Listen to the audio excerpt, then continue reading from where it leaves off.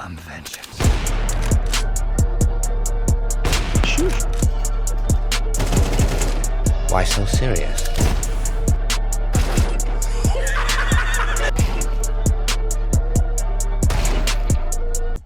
Every CS2 player sooner or later asks themselves, why can I boost my elo?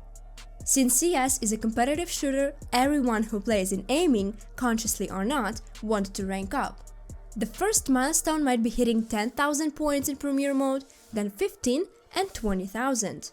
If you've ever set a goal in CS, you might have noticed the more eagerly and quickly you want to reach it, the tougher it seems to get. And it's not just a story about you. In this video, I'll break down all the major slip-ups and explain why the numbers showing your rank or elo don't really reflect your skill level or don't hold much weight in the community. Before we dive into the video, I'd appreciate if you hit like, subscribe to the channel and ring a bell so you won't miss any cool new videos. 98% of you watching my videos without subscribing, let's change that. And remember to watch till the end so you won't keep making these mistakes in the future. And let's start with the main issue. Believing that your rank or elo is a direct indicator of skill. To progress in this game or in life in general, you should be tackling the root causing the problem, not just its symptoms.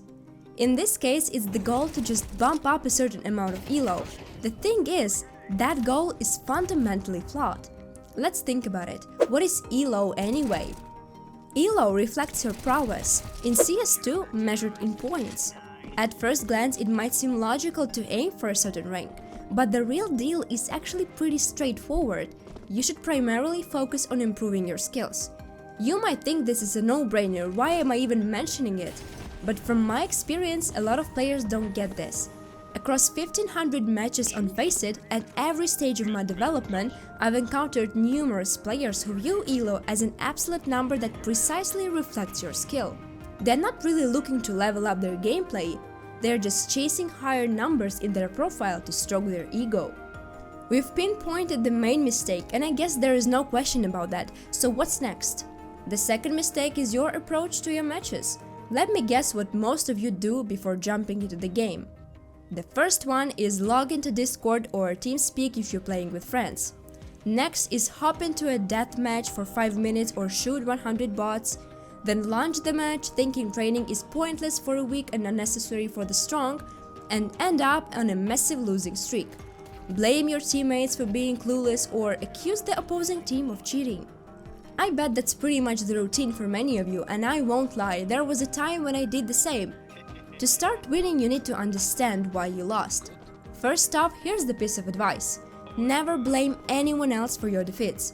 You gotta convince yourself that if you don't carry, no one else will. And in most cases, that's the truth. Think back on all your past matches. How often did someone single-handedly carry your game?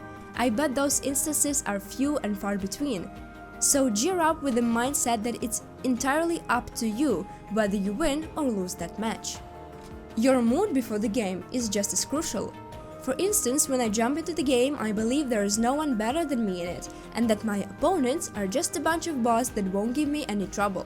It might sound cocky, but it keeps me from cornering myself with thoughts like the enemy having double my elo or a kill dash of 3 and the 80% win rate. Because nothing worse than fearing your opponent and the prospect of losing. If you harbor that fear, you're setting a trap for yourself. With each death and lost game, you push yourself further into a tilt, which can be incredibly hard to break free from. So if you want to level up your elo, the first step is paradoxically to stop obsessing over it, as counterintuitive as it may sound. Honing your skills and analyzing your mistakes is the only real way to boost it. How often do you actually dissect your in-game decisions?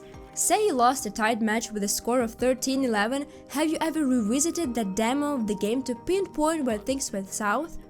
Did you analyze the moments you failed to outshoot your opponent, the clutch situations where you came up short, and how you handled your positions on different maps?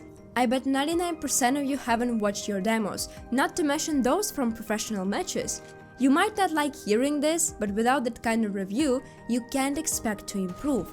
Sooner or later you'll hit your ceiling, because relying solely on your shooting skills won't cut it. But analyzing isn't just about your matches. Your training sessions need a scan too. To get better at shooting, you don't need to green DM for 3 or 4 hours or take down 10,000 bots, because all you'll end up with the tunnel syndrome and even worse performance in matches.